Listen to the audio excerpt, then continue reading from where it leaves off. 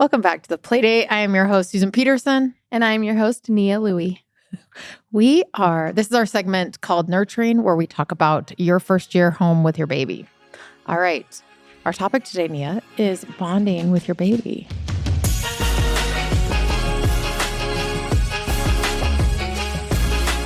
Okay. Did you bond with your kids quickly? Some of them, yes. Some of them, no. Okay. I had one yes and one no. So let's talk through. You go first, your oldest. Okay. Let's talk through it. He was harder for me. I think partially it was situational. Okay, can we talk about Nia? This is actually probably the second time people are going to hear from you, second or third time. Yeah, let's talk. Just share your story, and we can go into it deeper in another episode if you want, or you can share it all now. Whatever. Yeah. Okay. I mean, I got pregnant, not married, moved home, had a baby to live with your parents. To live with my parents. In your childhood bedroom. In my childhood bedroom. Still had my posters up. It's fine. And had a baby there. Okay. And didn't stay with the dad. No, we were kind of dating, casually dating.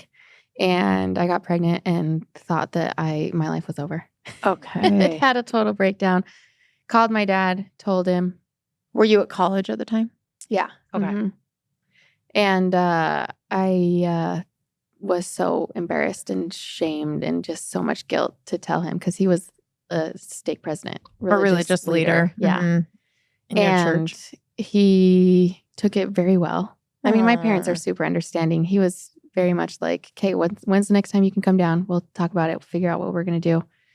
And then he asked if I wanted him to tell my mom or if I wanted to tell her. And I was like, you just tell her. I don't want to go through this again. So nice. So he told her, and then she called me 2 seconds later, and she was laughing.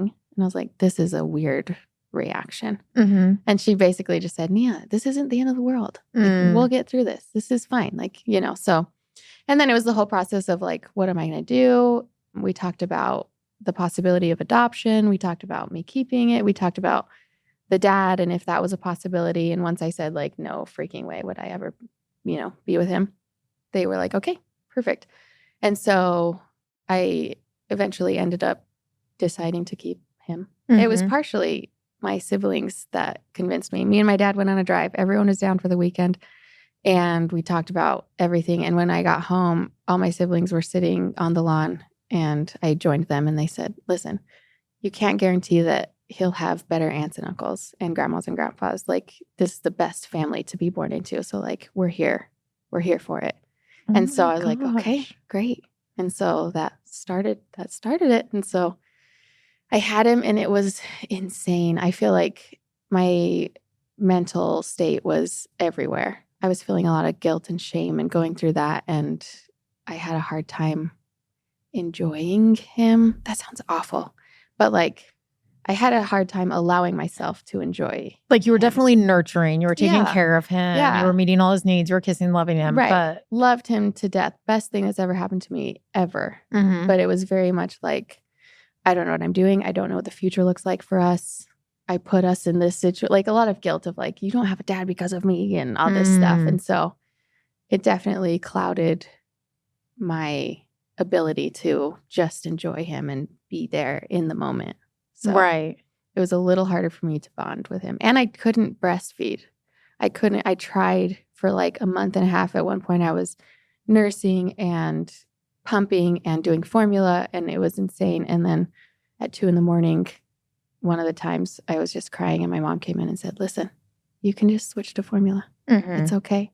And in my mind, I was like, I need to do it perfect though, because I did it wrong. I got pregnant wrong and I wanted to do it perfectly and be a perfect mom. And that is the worst mindset to have as a new mom. And right. So I switched to formula and it was so much easier. It changed your life. Yeah, it was amazing. He was way happier and I was way happier. I didn't want to throw him. And I just it was so much easier after that. Yeah. And that's the thing. I can remember feeling that once with one of my kids where you're like, whoa, I need to just walk away for right now. Yeah. And you're not mad. You're just at your wit's end and feeling so helpless. Yeah. For sure. So it was a lot, but. Okay. Well, then tell me about your middle boy. Oh, he was a harder baby, but it was an easier situation because I had my spouse. But you got married. Yes, I got married. had him. I got pregnant like 2 months after we got married, and we wanted it that way because we already had a 3-year-old. And so, but it was his first baby. And so he was still figuring out how to support me. And I wasn't very good at telling him what I needed. Communicating. Yes. Yeah. Being Marriage. articulate. Yes. Yeah. And I still had that sense of like, I can do it on my own. Like, yeah, I you know. actually don't need you. Yeah. And I felt a little bit of the sense of like, I need to help with our oldest still and need to like, do all the things. But I bonded easier with him than my first. Mm-hmm. And breastfeeding was still hard. He didn't latch. So I did exclusive pumping. So the bonding of like breastfeeding wasn't there, I guess, but I bonded, way easier with him. Quicker, I should say. I eventually bonded with my oldest, but it was easier with a supportive husband. Yeah. So. And then baby girl. Oh, she's been the best. Honestly, I feel like because my husband and I have grown so much and grown as individuals and worked through some things, we know how to support each other. I know how to ask for help way better. And it's been bliss. It has been like no complications. It's been amazing. She's nursing great. And so with her, it came so naturally and so much easier.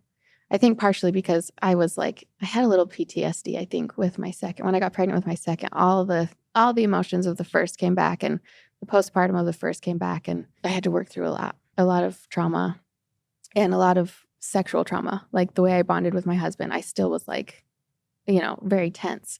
And so with my third, it's like we both individually worked through things and I worked through things. And as a couple, we worked through things. And so it was just like, okay, this is what I need. This is what you need to do. And it's been bliss and so easy.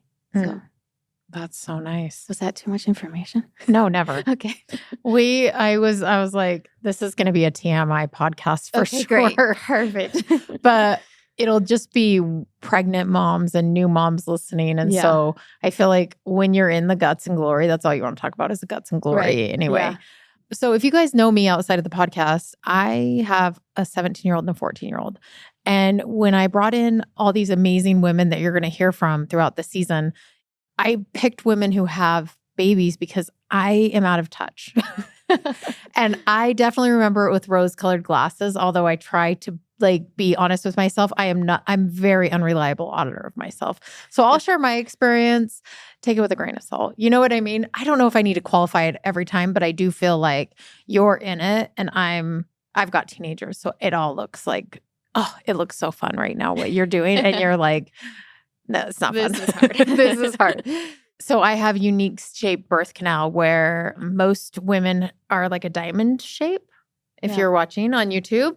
And then there's sometimes you're a heart shape where your pelvis comes down a little bit. Interesting. Or you can be a heart shape like that and your tailbone comes up a little bit. And so you hear about women who have to break their tailbone to get a baby out. Yeah. Both my pelvis and my tailbone go in. Gosh.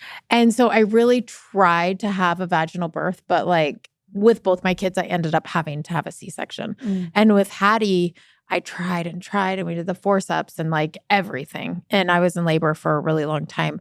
And then her heartbeat started to go really far down. So they're emergency C-section.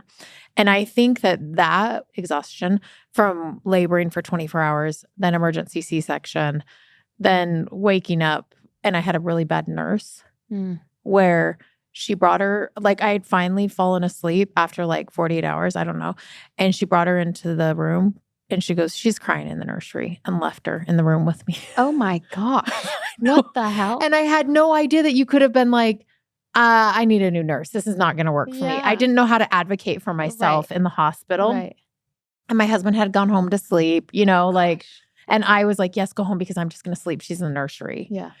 That's awful. It was bad. Oh my gosh. So it took me a while actually to bond with her, but I think it was because of the trauma of the birth. Yeah. But after a few weeks of being home with her, she breastfed like a dream, and she was a really, really colicky baby. She cried a lot, but we just breastfed a lot because she was so happy when she was eating, and she's the cutest. She was so cute. And then when I had my son, we bonded right away, but then I had terrible birth. I ended up doing a C-section again, of course. and he was 10 pounds when he came out. Dang. So he was like eating nonstop and then also started sleeping through the night at 2 weeks. Wow. So like 12 hours every night. Jeez, Yeah, Louise. I know. But then my C-section scar got infected and Gosh. I had to go back in and they cut me open and sent me home with an open wound because it was like exploded and just pus coming out. It was terrible. Oh my gosh. And so for 6 weeks, I had to have a nurse come in to my home and pack my scar with gauze, like clean it out every day and pack it Oh my because gosh. it was like past the point of a pump. It was like, Yeah.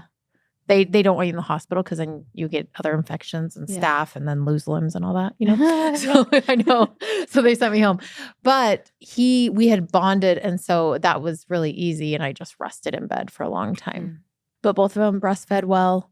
And now I feel like now I'm trying to figure out how do you bond with your teenager, which is a little different. I'm sure that's a whole different ballgame. But I do think it starts like, I never want this podcast for people to feel like, great, I'm far behind. Because have you heard the stat that like, if you don't teach your child something before they're 8 years old, then you're not going to be able to teach them stuff? Yeah. I just feel like that's not true. That's not like, as a human, I'm still learning and I'm 45. Right. And so I don't I never want it to be like, oh, I didn't do this right. Or I didn't do this right. Like life in and of itself is like a try again life. We live in a world of just get up and try again. And I hope that moms feel that way all the time. Oh, yeah. When they're listening here. So then the last thing, did you have any tips or tricks that you tried differently with your last two versus your first? I feel like the biggest one is asking for help. Truly though.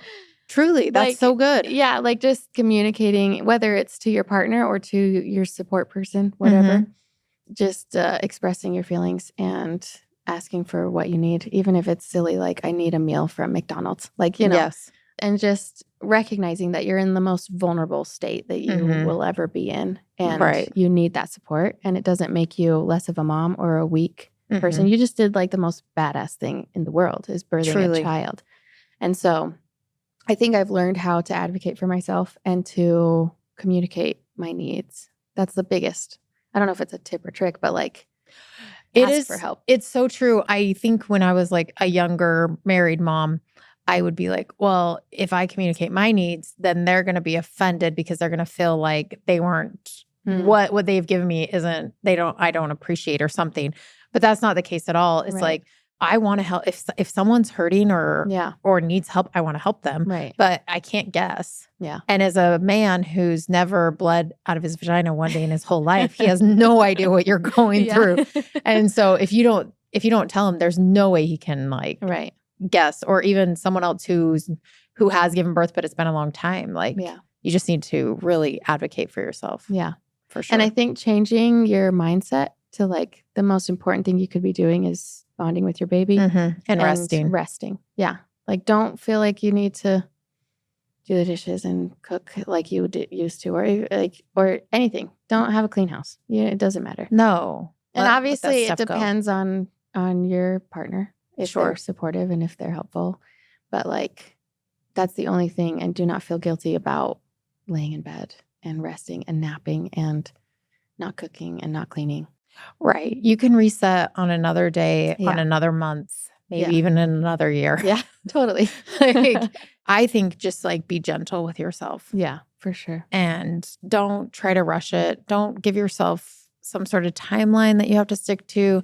Like, I think the biggest thing I've learned in motherhood is not saying, oh, well, I should fill in the blank by now, or I shouldn't have fill in the blank. Yeah. And just recognize you are where you are. And that's where you start from. Right. Yeah. Totally. Well, Nia, thank you. You're welcome. Thank you. I loved bonding with you. Thank you. Me too. All right. And we're going to have Nia back on more episodes. Thanks for tuning in.